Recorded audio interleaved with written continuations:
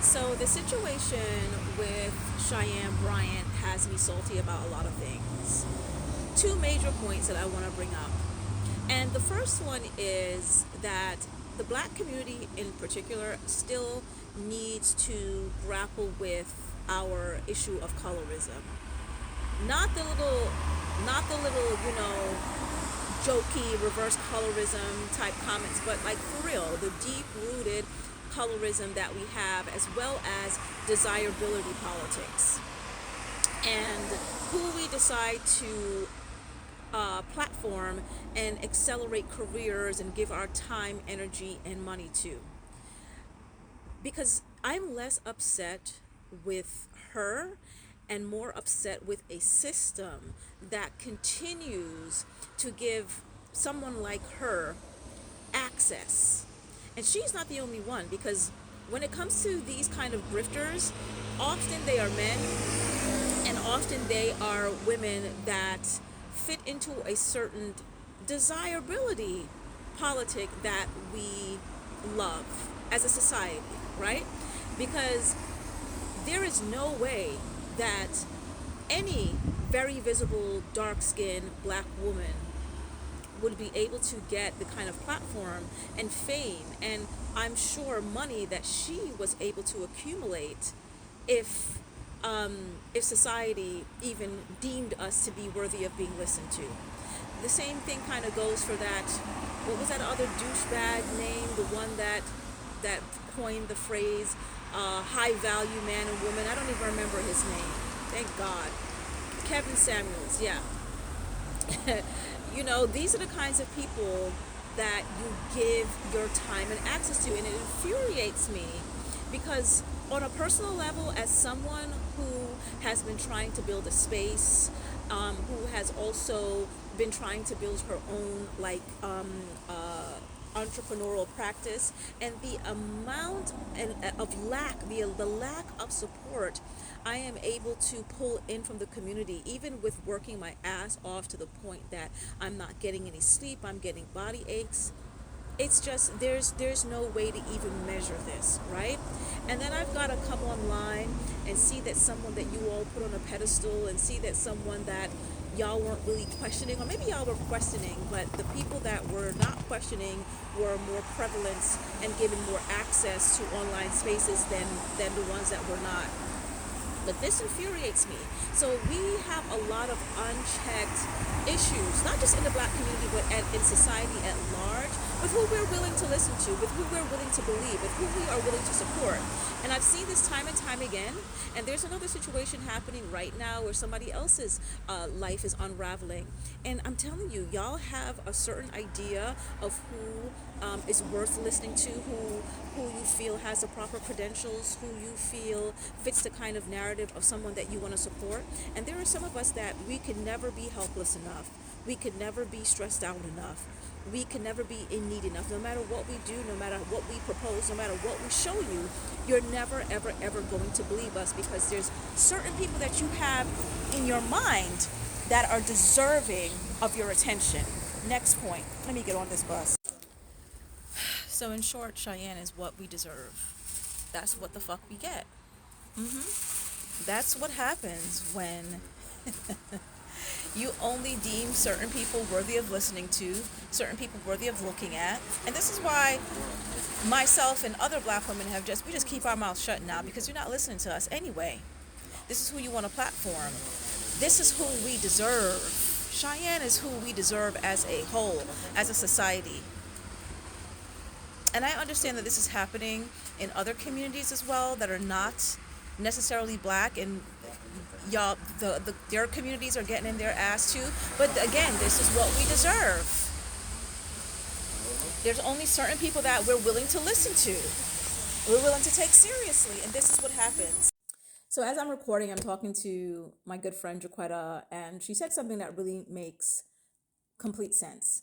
And the reason why, especially in this day and age, that we are able to fall for these tricks with these grifters so easily is because we are often looking for instant gratification. And we're in an instant gratification culture, which the internet has definitely put forward in an immense and tremendously quick kind of way.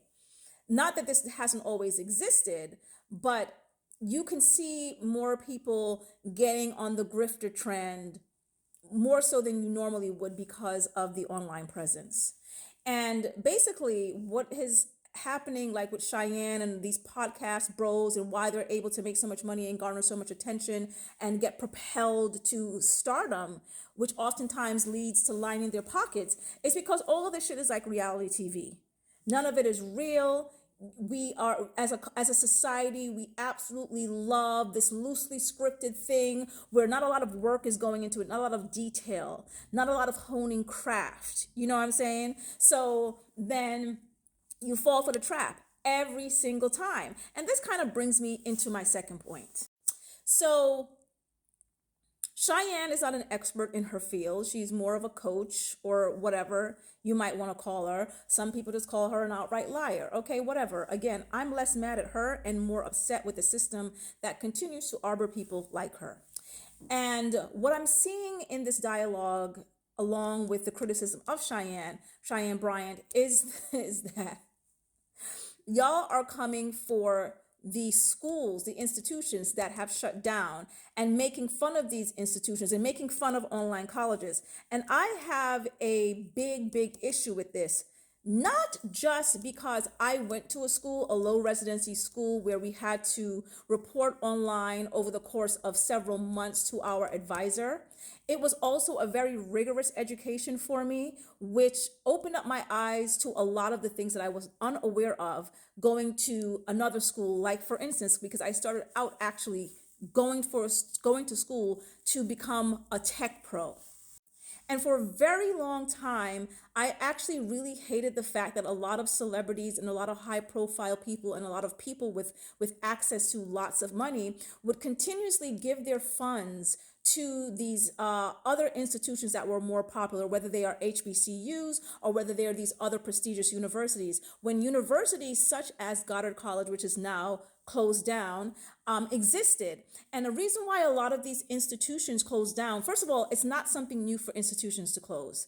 They close all the time. A lot of spaces that people get rigorous training from close down all the time, not because they're fraud spaces, but because they don't have the proper funding. Because again, we are so smitten by smokes and mirrors. We are so easily razzle dazzled that we are not paying attention to the people and the spaces that are also instilling valuable education to people across the globe. I met so many people at Goddard from all across the world. You understand? That were some badass bitches.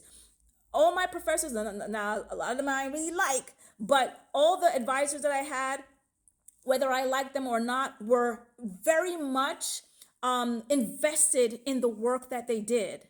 They were excellent teachers, even if they were rough.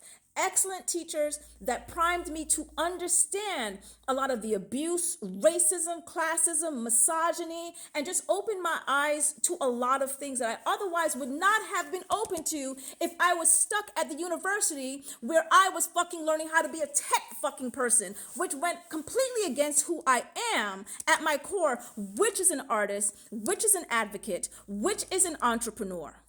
So it's one thing to say that you are pissed off with Cheyenne, but again, less about Cheyenne and more about the system and more about all of these reasons that keep you all just invested to give chances and give space to people that are not actually, they don't actually fucking mean what they do. They have not actually done the work. But then in the midst of that, y'all coming for universities that are online and trying to fucking disregard and undermine those spaces as if they can't actually put people out into the world that are well educated and ready to fucking battle and make changes in their communities with you. Some of these people are prestigious entertainers, like real deal Holyfield. Some of them have gone on to hold public office and so on and so forth. And then you got people like me who have been actively feeding our communities and doing things for our communities for years and years and years. So I want y'all to really pay attention to to the dialogue, to the rhetoric,